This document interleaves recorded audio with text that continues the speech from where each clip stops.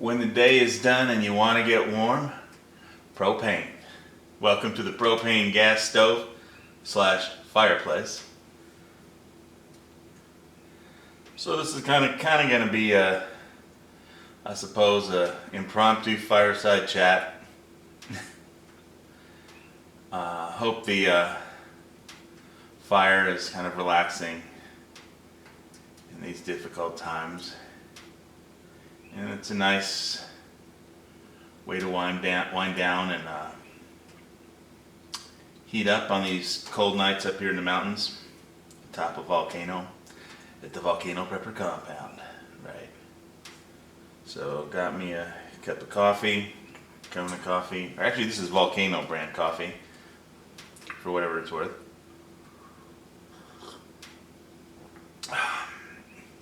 So I circumnavigated the island the other day, going to the DMV, who was triple booked.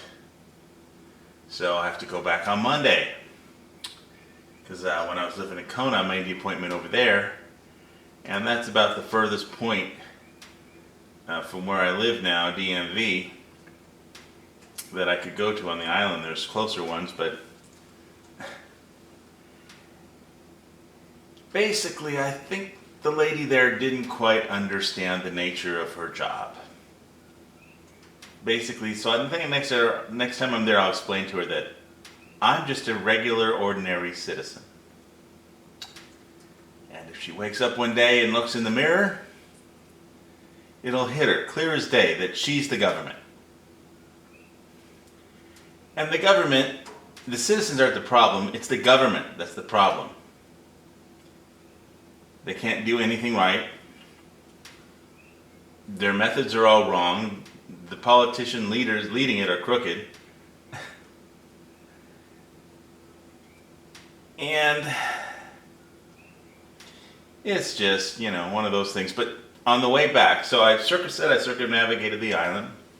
So I drove from Volcano through Ka'u, past Ocean View into Kona. And then when I left the government office known as the DMV, it's the government. They're wrong. They're always wrong. They don't do anything right.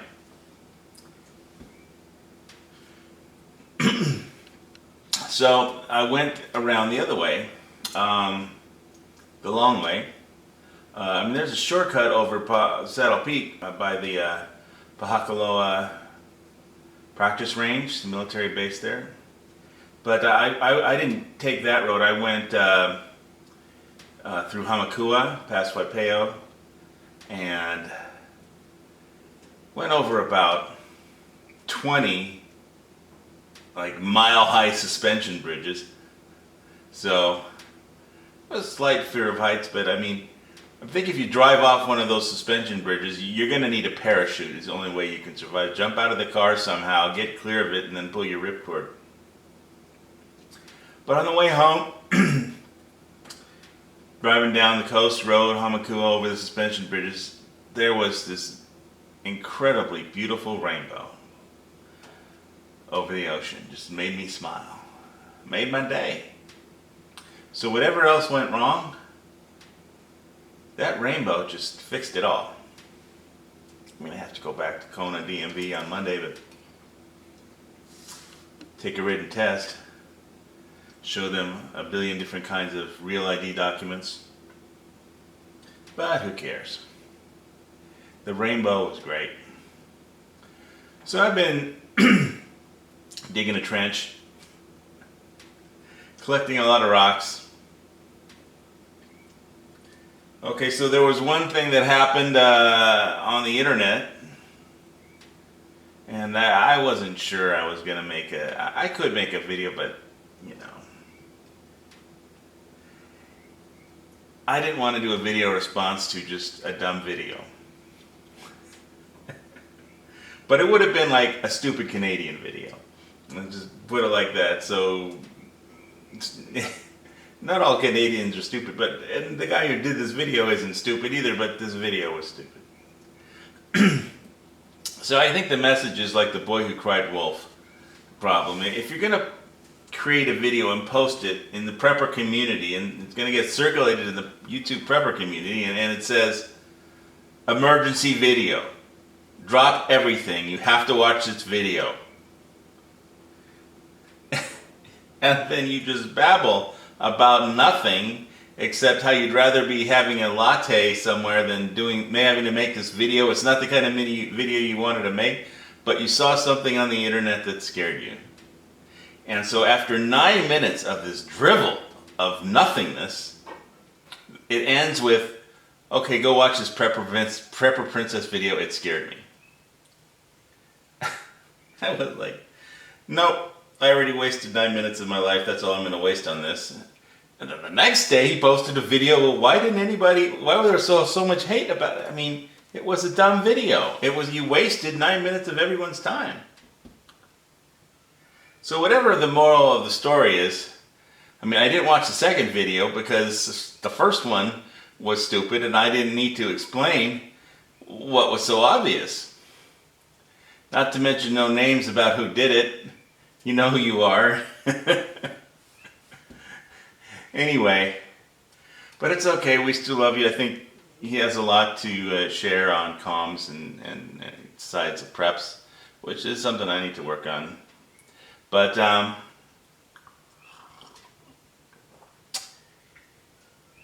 trying to wind down with a cup of coffee here. I spent today digging a trench, which was, well, I went to the post office, which is almost as bad as a DMV. Depends what you're going there for, I suppose. They're only open for 1 hour on Saturdays. Oh, and as I was driving down Hamakua Coast, there is this one post office that's literally a shack. I mean, and it says the post office is like this little white shack, and it says the post office, and I was like, that's actually a post office. Oh my God. So next time I cruise down that way, I'll have to bring my video camera so you can, and just, because whatever rural part of America or Canada or whatever part of the world you're living, this post office will just crack you up. So that's on my list of things to do. I don't know if I'm going to circumnavigate the island again on Monday. I may just go back the same way I came and not go all the way around it. So I traded in for some of the people who I have their, we text message back and forth. They know I got a new Jeep Cherokee Latitude 4x4, traded in the Blazer. And it's a champ. The Blazer was a champ for 20 years. If anything went wrong with it, it was my fault. It was really, it could handle every road that I went on, off-road, over lava rock, I mean, which is what I'm digging through right now. But I guess I'll make a trench and garden video or something like that. I got a few videos coming up, but I've just been taking care of business here at the Volcano Prepper Compound, and it's nice to get down to the ground, and when the day is done and you want to get warm, propane. So all you have to do is basically flick a button and bang, it comes right on. As long as you have propane in your propane tank. And it's got 2 of the 40-pounders propane tanks, and it's like got a dual connector, so when one runs out, you just flick a switch and it goes to the other one. Take the empty one in and get it refilled somewhere. So this place keeps it nice and toasty in here. I mean, you don't absolutely have to have it, but it's really nicer if you do. When I first came up with the idea, okay, if the shit hits the fan, I'm gonna bug out to Volcano, I had visions of like setting up a bushcraft camp. But before I came here, I was only here, and I only visited Volcano during the daytime. And at nighttime, it does get cold. Maybe not to like cold for people who like live in Canada might think it's cold, that kind of cold. But for somebody who used to live in Kona, it gets cold up here. Okay. um, so it's nice to be able to just flick this on, press one switch, and it's not a wood burning fire, it's just propane. But it's comforting and relaxing, and I hope you guys can get that vibe. And pull up a cup of coffee and just chill. So you can post down like in the comments like what's going on in the prepping world. I've seen lots of fear porn, you know, and from big channels and small channels and medium channels. And I guess I'm just where I need to be. In case whatever happens, anything goes bad, I think I'm in a pretty good spot to deal with it.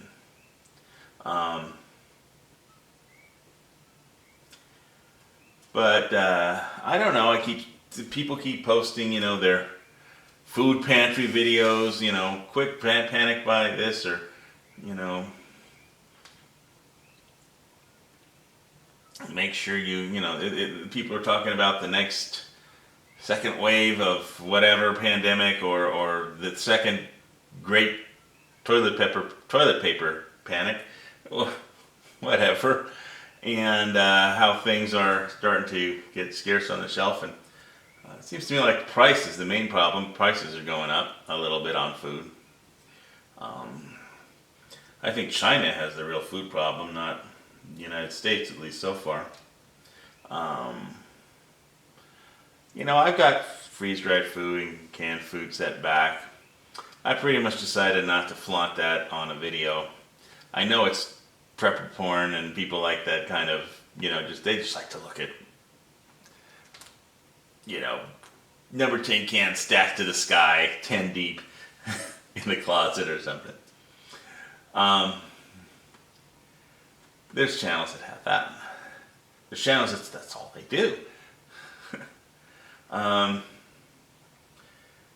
But let's just hope it really doesn't get that bad. I mean, it might not. But, you know, whatever's like, people are worried about this and that, and, you know, I'm worried about digging through blue lava rock to finish the water pipe trench that I'm working on and get it buried so I can completely put a new lawn, grow a new lawn from seed after I bury the current one under. If I flame torch it, hit it with, bury it in either cardboard or weed barrier, and then dump a dump truck full of cinder soil on top of it, and which the dump truck can't dump it on top of it. It could dump it in the driveway, and I have to wheelbarrow it, shovel and wheelbarrow it into where it needs to be. So that's going to be a fun project. So, and my minions are never around when I need them to like dig through lava rock or shovel a dump truck full of cinder soil. I've been unearthing some pretty big boulders. I should make a video of like the nastiest, biggest iceberg kind of a boulder that I haven't addressed yet, because it's not directly in the path of where the water pipe is, but it juts up like an iceberg out of the lawn, and even if I bury it under a foot of cinder soil, it might be a problem. So the least I'm going to do is smash it with a sledgehammer so it doesn't jut up so much. It looks too big to unearth, because the further down I keep digging to get under it, it just gets bigger and bigger and wider and wider. But the new Jeep Cherokee is working out great. Took me a while to figure out to turn up the dimmer selector, the dimmer like a wheel. Because it was weird. It's like when I first turned on because I was driving through some rain, and when I turned on the windshield wipers, the heads-up display, like where the speedometer is, everything went almost completely dark. I was like, what kind of safety feature is that? You turn on the windshield wipers and the speedometer disappeared. But it was just, I didn't know where there was a wheel to make it brighter or darker, so whatever. Problem solved. Figured it out eventually. But when I got the Cherokee, I mean, basically, they took me to like an empty lot and said, okay, drive. There's a bunch of big potholes and this like cliff, and I basically drove it through the potholes and over the cliff. And it was an amazing suspension system. I didn't feel a thing. The old Blazer, the 2000 Blazer that I had, that could take that terrain too, but I'd feel it. It would bounce me around, and I definitely feel it. And I don't know if you have back problems or something. My back's okay. I mean, but it's nice to have a real smooth ride over that tough terrain. I was just very impressed, and so and the prices was relatively reasonable. They dropped it down. I'm waiting for the all-weather mats to get here that I ordered from Jeep. So I don't know if they're WeatherTech or Jeep version of WeatherTech or whatever, but whatever Jeep sells for all-weather mats, I ordered them. I haven't decided whether or not to, okay, it doesn't have a CD player. Cars don't come with CD players anymore, so I haven't decided whether I want to do if I want to hear the music that I like, I'd have to use, I think, the paid version of Google for Google Music, YouTube Music, right? And I don't know if I want to pay Google $9 a month or $9.99 a month for music, although I get a free 1-month trial if I want to sign up for it.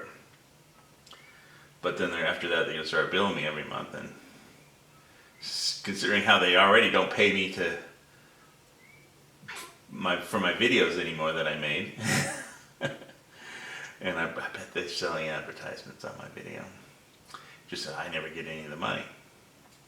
But if I want to hear music, it's the only way to really connect is with Bluetooth, and it's got that Uconnect feature, so I can, I got to play Siberian Meat Grinder on it. That just you basically hit the connect, it's search for devices on the screen of the Jeep, and then it sees the cell phone and connect, and if I'm playing YouTube music, it'll play whatever song I have up on there. So I don't know if it's worth $9.99 a month. We don't have, Hawaii doesn't have Sirius radio, no satellite radio out here, so it's either YouTube or nothing. It looks like. I don't know. There's one or two good radio stations, but when you're circumnavigating the whole island, there's parts where there's just no reception of any good radio station that has music that I like anyway. And I like a wide variety of stuff, but anyway, so things are going okay at the Volcano Prepper Compound. New house, new car. Cryptos are up a little. The thing to keep in mind with all the precious metal stuff is that if things get so bad that silver is worth $10,000 an ounce, I think I'd rather have. I mean, things would have to get pretty bad for that to happen. So, I mean, I try and maybe see if I could buy the lot next door to me if there's something like that happened with silver or gold, or get a Dodge Demon or something, trade some silver or crypto gold for that. But I don't know what's going to happen with all the election stuff. It's like I basically pretty much tuned it out. I know that in Georgia, the Senate and all the states, the state senates appoint the electors for the Electoral College. So whatever the popular vote was, if a bunch of Republican senators in Georgia don't want to pick someone who's going to vote for Biden in the Electoral College, they can pick someone who won't. Whatever the vote was. I mean, that's how the system works. So who knows? I guess we'll find out later. I mean, I don't even know if we're going to have an inauguration on the 20th, or if it will matter if we do or not. I don't know. I live on the mountain I live on top of a mountain on an island in the middle of nowhere. So, whatever. It's just nice to be sitting in front of a warm fire, even if it's not a wood fire, it's just propane stove. It has that fiery feeling with the fake logs. I don't know what those are made out of. If somebody knows, put that in the comments, but they don't smoke, and it's just a nice warm fire. And it's got that fake wood feeling of it just feels nice.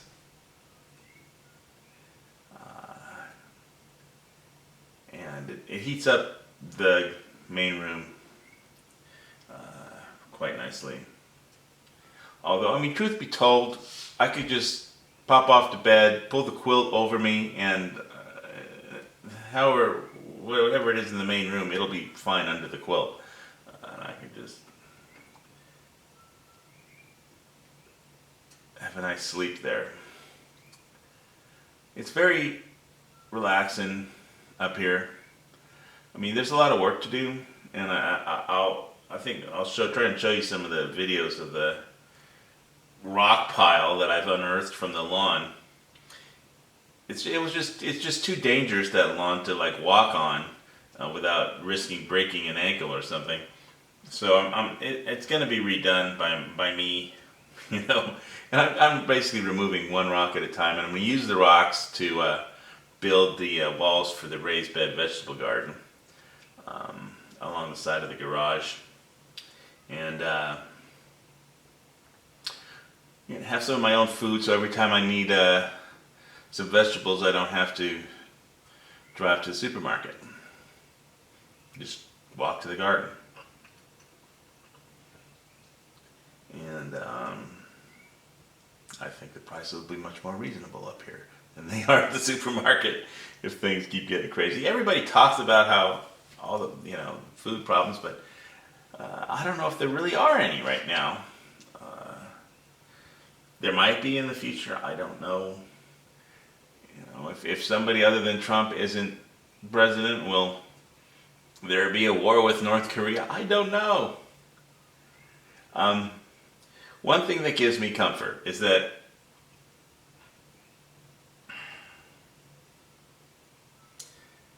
America was a tough country to try and invade. I mean, if China and Russia teamed up and somehow our Navy fell asleep and they could actually get troop ships anywhere to America and land a military force, forget our military, they'd have the American people to deal with.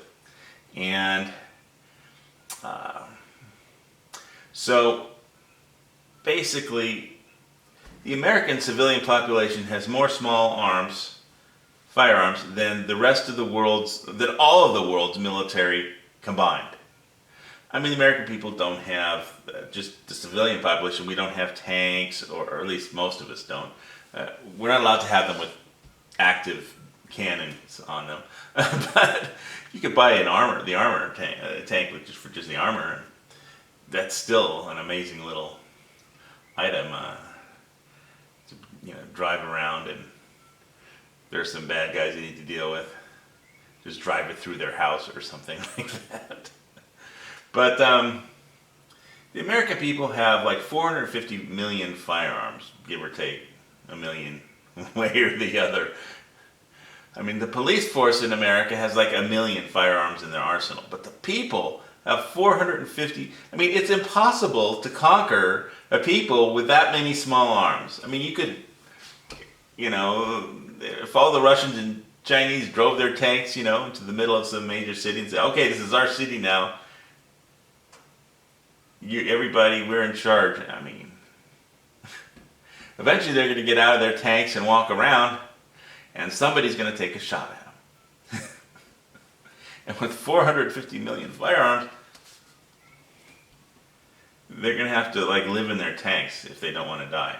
But I just don't think the American people can be ruled by force of any kind from any quarter. And that's the way the Founding Fathers set it up.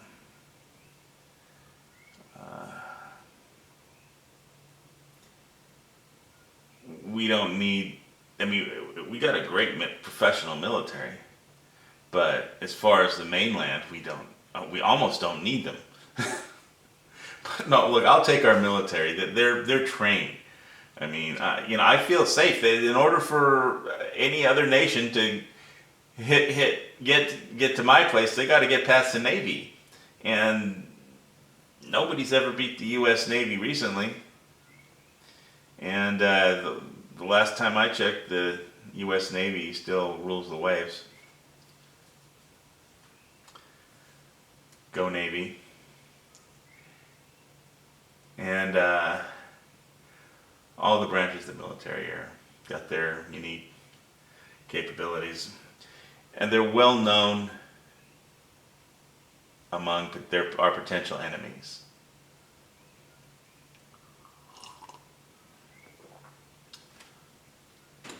So, do we have banking problems? Maybe. Currency problems? Maybe. Food problems? Maybe. Pandemic problems? Maybe. Will the vaccine work? Maybe. Will they try and force everyone to take it, or and if you don't, they'll restrict your entitlements somehow? Maybe. Will nothing go wrong? Maybe. There's always the first time for nothing to go wrong. I'm pretty sure something will go wrong. But what it is, I don't know, and I'm certainly not going to put a video out that says, emergency video, watch this. The emergency about this video is kick back and relax. Take a load off. And have a cup of joe.